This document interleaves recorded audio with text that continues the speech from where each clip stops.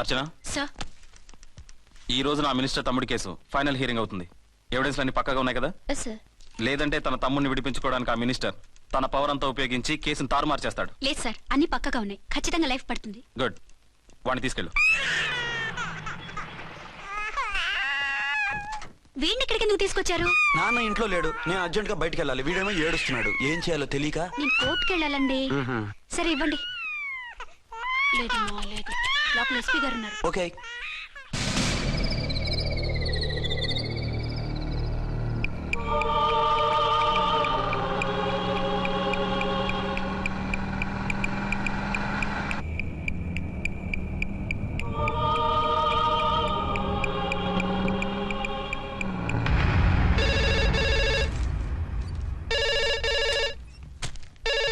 Hello, yes.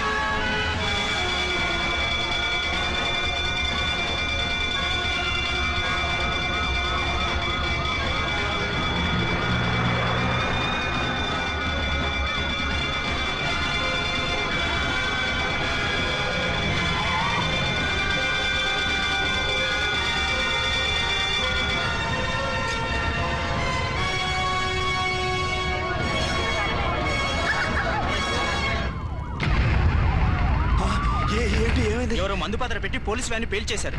అందులో మనుషులు పాపం అంతా కాలిపోయారు, ఎవరు బతకలేదు. అర్చనా!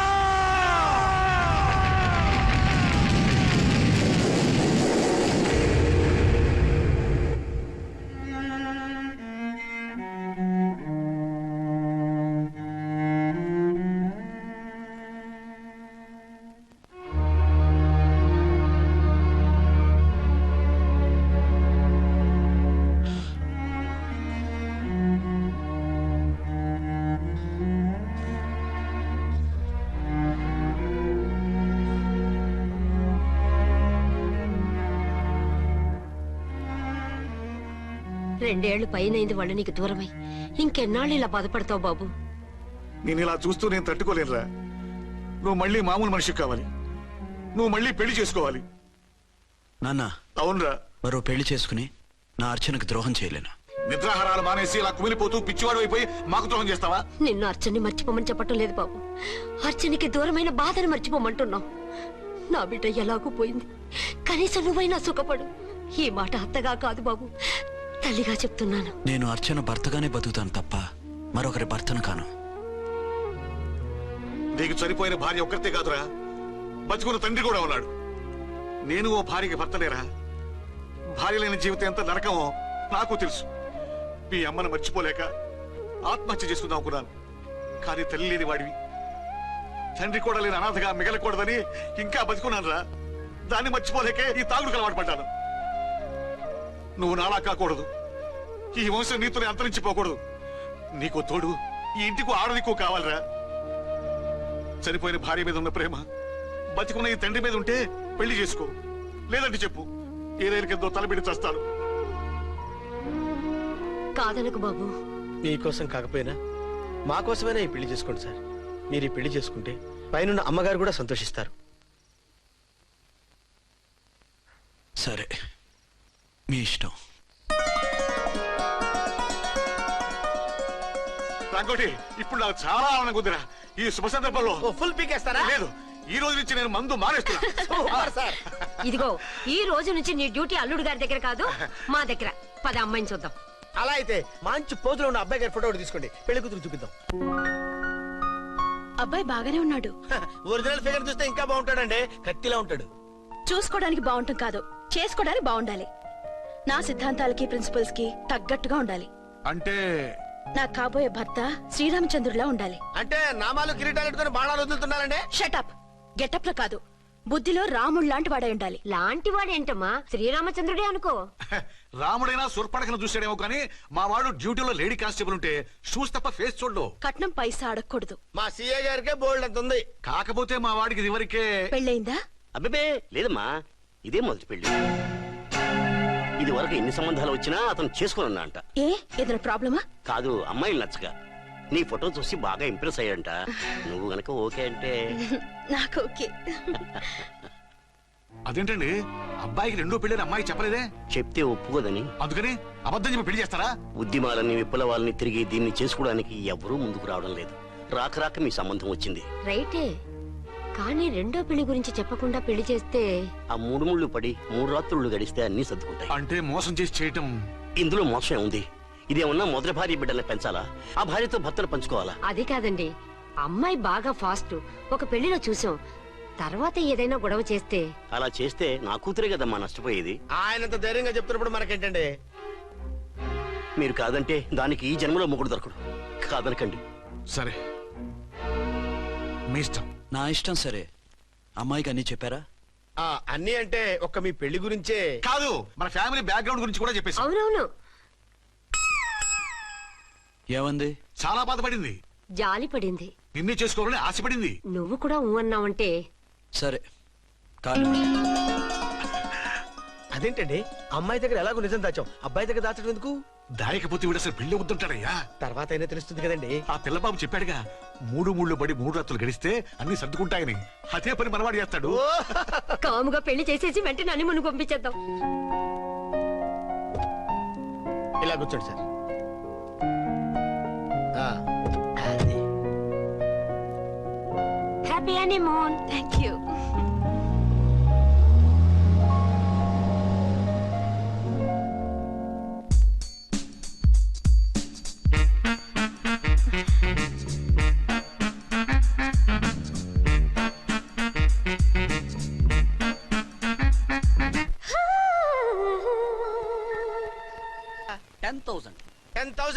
అయితే ఓ పని చేయి, ఈ 1000 రూపాయలు ఎంచుకుని ఇదే 10,000 అనుకో. వర్కౌట్ అవుదండి. పోనీ ఓ పని చేయరా, ఈ బిల్డింగ్ రాసిస్తాను, వర్కౌట్ అవుతా? వర్కౌట్ అవుతుంది సార్. వస్తాను. సార్ ఏం సార్ ఇది చూడండి. ఇదిగో రాంకోటి, వాడితో బేరాలంటాయా? ఇది ఒకటి ఇచ్చి పంపించు.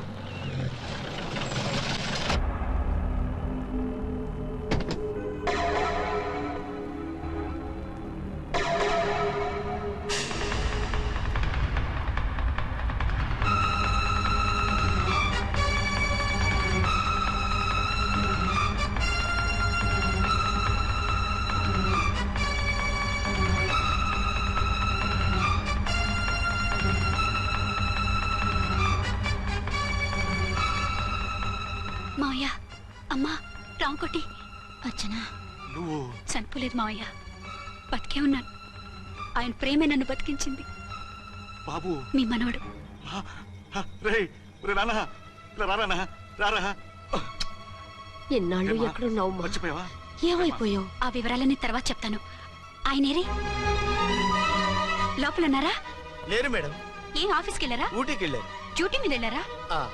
అవునమ్మా, డ్యూటీ మీద వెళ్ళారు. అక్కడ ఏ హోటల్ ఎదిగారు? తాజ్ రెసిడెన్సీ. నువ్వు లోపలికి పోదమ్మా, మాట్లాడుకుందాం. లేదమ్మా, నేను ముందు ఆయన చూడాలి. నేను ఇప్పుడే ఊటీ వెళ్తాను. ఎందుకమ్మా? 2-3 రోజుల్లో వాడు వచ్చేస్తాడు. 2 ఏళ్లు ఆయన చూడకుండా శవంలా బతికాను. ఇక 2 క్షణాలు కూడా ఆయన చూడకుండా ఉండలేను మాయా.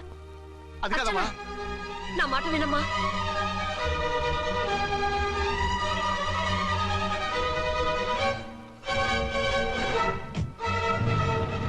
ఇప్పుడెలా?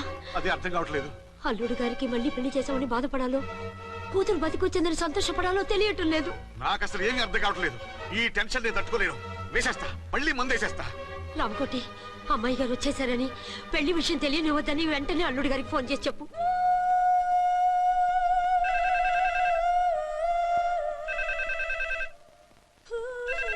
ஹலோ என்னக்குள்ள ஆறுமுகம் பேசுறேன். 5 டன் டீ பொடி அனுப்ப சொல்லியாச்சு. இதுவரை வரல, என்னாச்சு? ఏయ్, రాంగ్ నెంబర్ అయ్యా. ఏంటి ఇప్పటి వరకు యమా ఫాస్ట్ గా ఉన్నావు, సడన్ గా ఎంత సిగ్గు వచ్చేసింది? ఆడది తల వంచి సిగ్గుపడేది పెళ్లిలోనూ, తను వంచి సిగ్గుపడేది శోభన రోజున. అలాగా. Hello. Send one large whiskey to room number 201. Hey, this is not room service. Good evening, sir. May I help you? We are busy. Don't give any phone calls till morning, okay? Okay, sir. I will give instructions to the operator. Have a nice sleep. Good night, sir. Thank you. Okay. Hello ఎవరు sir? Hyderabad నుంచి విక్రాంత్ గారని వచ్చారు. ఆయన connection ఇవ్వండి. Sorry sir, ఆయన morning దాకా ఎవరికి connections ఇవ్వద్దన్నారు. నా ఫోన్ వస్తుందని ఎక్స్పెక్ట్ చేసి ఉన్నాడు ఆయన. త్వరగా ఇవ్వండి. No sir, we're very sorry. Urgent రా మొగడా, లేకపోతే నీ పేరు చెప్పుకొని కాపురాలు కూలిపోతాయి. కూల్తే కూలాయి, మా హోటల్ కి మాత్రం బ్యాడ్ టాక్ రాకూడదు. Bye. Hello hello hello hello. అయిపోయింది. ఇప్పుడు ఈ మూడో ప్రపంచ యుద్ధాన్ని ఆపేదలాగా? ఫ్లైట్ లో వెళ్ళిపోతే కరెక్ట్. ఇదిగో మొత్తం సిగ్గంతా అప్పుడే ఖర్చు పెట్టేకు. ఇంకా 2 రాత్రులు పడాలి. Light okay. వెలుగు పడుతోంది. ఆ కర్టన్ కూడా క్లోజ్ చేయండి.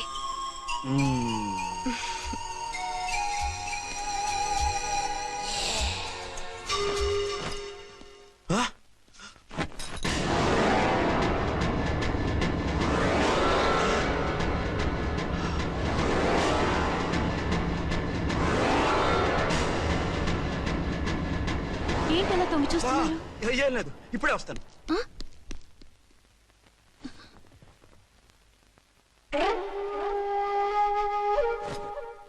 Excuse me. Yes. Will you please tell me the room number of Mr. Vikrant? Just a moment. అర్చన,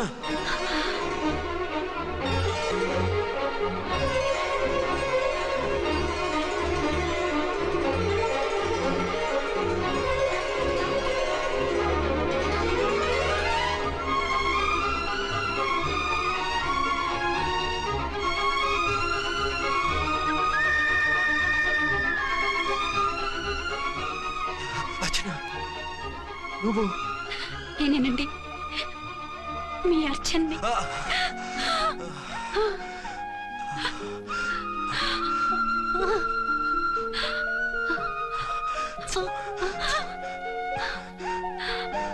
మన బాబండి. Daddy.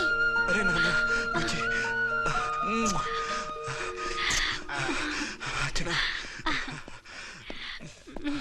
Excuse me, excuse me, excuse me, excuse me. ఇక్కడ బహిరంగ ముద్దుల నిషేధం. పక్క వాళ్ళకి ఇబ్బంది కదా, కొంచెం కంట్రోల్లో ఉండండి. Thank you. బాయ్. రూమ్కి వెళ్తాం పదండి. అటొద్దు, ఏ? అక్కడ ఎవరో ఉన్నారు. ఎవరు? తర్వాత చెప్తాను. నేను ఇంకో రూమ్ తీసుకొస్తాను. ఉండు. మిమ్మల్ని ఎప్పుడెప్పుడు చూస్తానా, అసలు చూడగలనా అని భయపడిపోయాను. అసలు ఇన్నాళ్ళు ఎక్కడున్నావు, ఏమైపోయావు? ఆ రోజు మినిస్టర్ తమ్ముడిని తీసుకుని కోర్టుకెళ్తుంటే వాళ్ళ మనుషులు అటాక్ చేసి నన్ను బాబుని కిడ్నాప్ చేసి వ్యాన్ని పేల్చేశారు. దేనికి? సాక్ష్యాధారం లేకపోతే కేసు కొట్టేస్తారని. ఏదైనా గొడవైతే నన్ను అడ్డం పెట్టుకుని తప్పించుకుందామని. అంటే ఈ 2 ఏళ్ళు నన్ను బాబుని వాళ్ళ దగ్గరే బంధించుంచారు. మొన్న కోర్టులో ఆ కేసు కొట్టేశాక మమ్మల్ని వదిలిపెట్టేశారు. వాళ్ళు ఇప్పుడు ఎక్కడున్నారు? దేశం విడిచిపెట్టి పారిపోయారు. మీరెలా ఉన్నారు? నువ్వు లేకపోతే ఎలా ఉంటానో నీకు తెలీదా? కాకపోతే నువ్వు చనిపోయావు అనుకుని. హలో, నేనండి ఝాన్సీని. ఎక్కడున్నారు? ఇక్కడే పక్కనే ఉన్నాను. ఫస్ట్ నైట్ నా పక్కన ఉండకుండా ఆ పక్కన ఎక్కడ ఉన్నానంటారేంటండి? త్వరగా రండి. అలాగే వస్తాను. ఎవరండి? మళ్ళీ వచ్చి వివరంగా చెప్తాను. ఉండు, వెంటనే వచ్చేస్తా.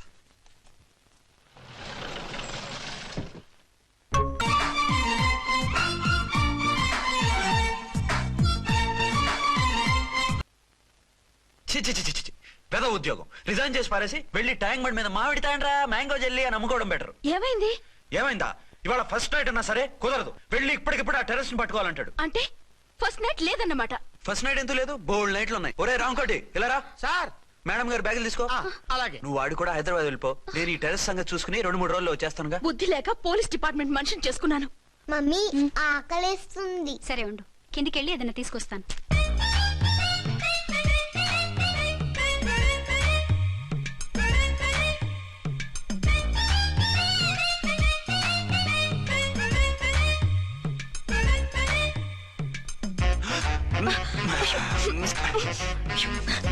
సరే సరే చాలే, వదిలే. అరే కమాన్ యార్. ఏయ్ ఏయ్. వదిలే.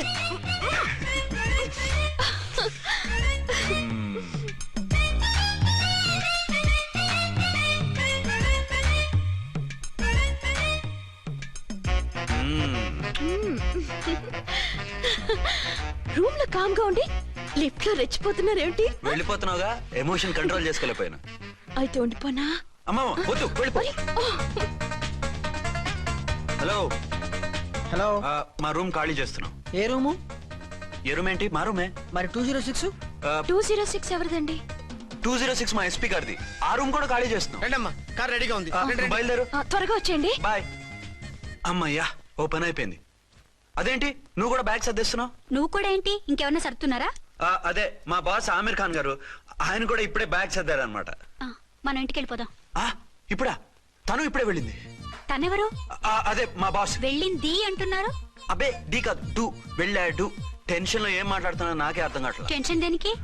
నువ్వు వచ్చావు కదా. నేను రావటం మీకు ఇష్టం లేదా? చచ్చా, చాలా ఇష్టం. నువ్వు వచ్చిన టైంలోనే ఆఫీసర్ రావడం ఇష్టం లేదు. సరే పదండి. ఇదిగో 2 రోజుల నుండి వెళ్దాం అర్చన. మిమ్మల్ని చూడాలనే తొందరలో అమ్మతోనూ మామయ్యతోనూ సరిగ్గా మాట్లాడకుండా వచ్చేసాను. కావాలంటే 2 రోజులు ఆగి వద్దాం. 206 చెక్అవుట్. Thank you sir. దయచేసి ఇక మీదట మా హోటల్కి ఇలా 2 AC 3 AC ఫ్యామిలీస్ తీసుకురాకండి ప్లీజ్. ఓకే, అలాగే చేద్దాం. మీరు ఎంతగా చెప్పాలా? ఏంటంటున్నారు? ఏం లేదు, వీళ్ళ హోటల్ బిజినెస్ చాలా డల్ గా ఉంటుందంట. వచ్చినప్పుడల్లా ఇక్కడే ఉండమని రిక్వెస్ట్ చేస్తున్నాడు. నువ్వు పద. వస్తావయ్యా? వద్దొద్దు, వెళ్ళండి చాలు.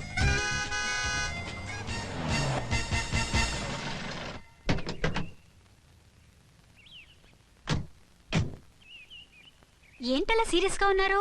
కామెడీగా ఉండలేక. ఏమైంది? మాకేం కాలేదు, మీకే ఏమైనా? మాకేమవుతుంది? అదే మన ప్రయాణం గురించి వరి అవుతున్నట్టున్నారు కదా నాన్న? అవునా? బాగారు రే అల్లుడు గారు, అప్పుడే వచ్చారేంటి? అర్జెంట్ పని ఉండి వచ్చేసాను. మరి మా అమ్మాయిది? మీ అమ్మాయ కాన్వెంట్కి వెళ్ళింది. కాన్వెంట్ కా? ఎందుకు? ఎందుకంటే చదువుకోవడానికి. ఈయనెవరు? ఈయనకి మావయ్యనే. దూరం, బాగా దూరం చుట్టాం. దూరం ఏంటి, బాగా దగ్గర అయితేను. మా అమ్మగారి, తమ్ముడు గారి, పెదనాన్న గారి, బావగారి, బావమరిది, తోడలుడివి. నువ్వెలా దగ్గర అవుతావయ్యా? మాట్లాడుకుని ఊనం అంత దూరం.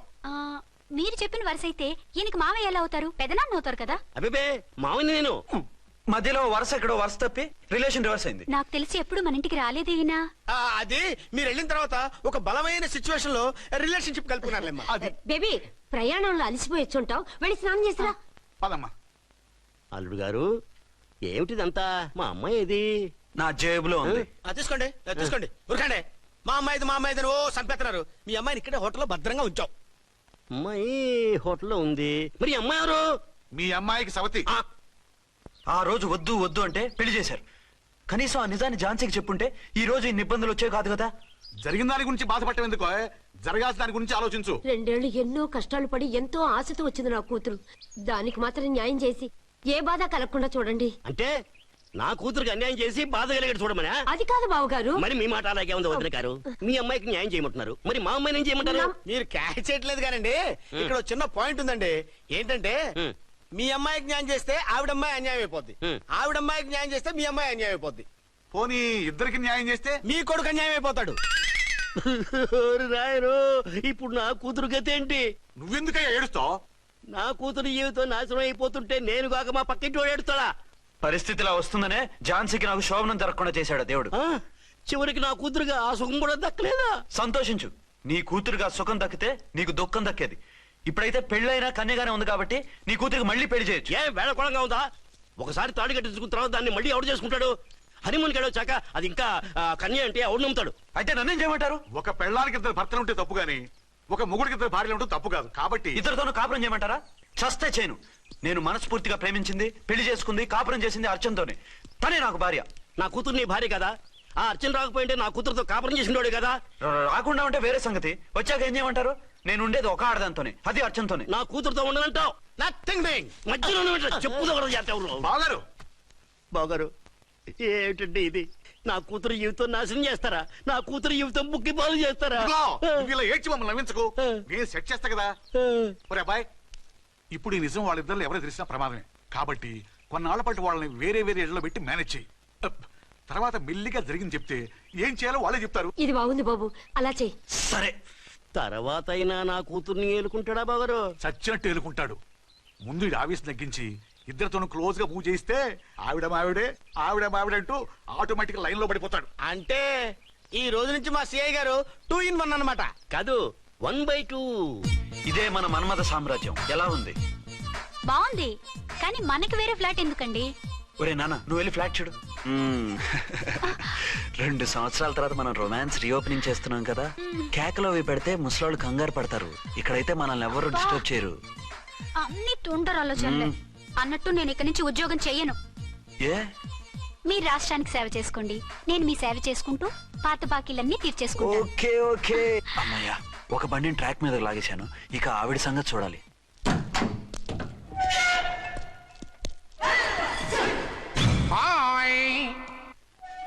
ఏ తల్లి కన్న బిడ్డలమో ఒకే సెల్లో 2 ఏళ్లు కలిసి పెరిగాం.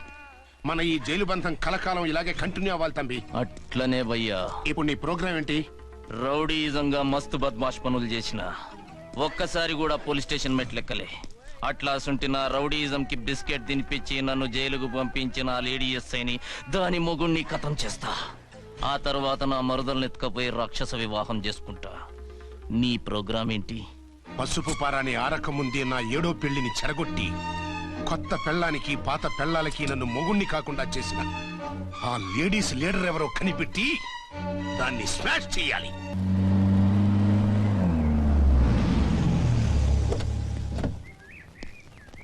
రామ్కోటి త్వరగా పెట్టించు, టైం అవుతోంది.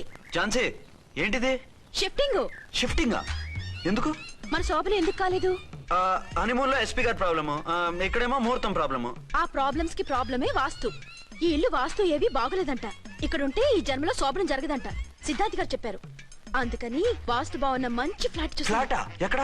దౌన్ కూడా కీర్తి అపార్ట్మెంట్స్. అదేనండి మన 1 టౌన్ ఫ్లాట్. ఓరి నాయనో, అక్కడ 1 టౌన్ ఫ్లాట్ ఏంటి? అదే మా 1 టౌన్ దగ్గర ఫ్లాట్స్.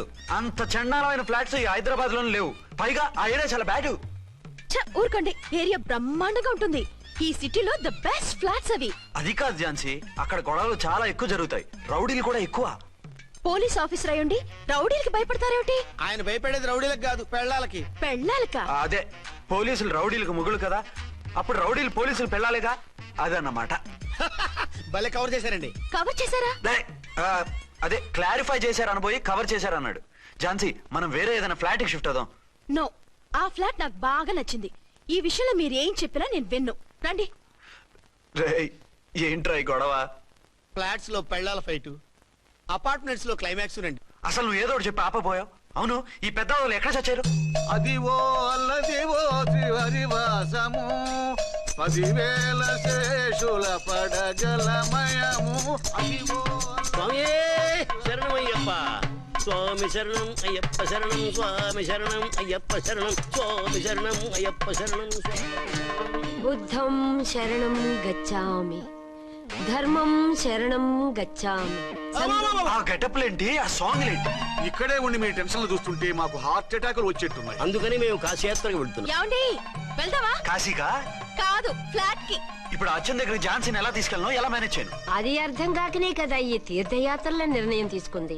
వారిద్దరికి ఇద్దరి పెళ్లాల మీద వచ్చిన సినిమాలన్నీ చూపించు. కాంప్రమైజ్ అయ్యి కాపురం చేస్తే మాకు మెసేజ్ పంపించు. తీర్థయాత్రలు ముగించుకుని వచ్చేస్తాం.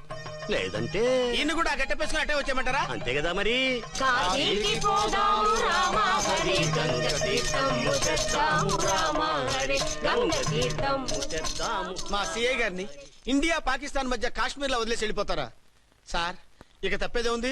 నడిపించు నానావా నడి సంద్రమున దేవా అని పాడుకుంటూ వెళ్ళిపోండి.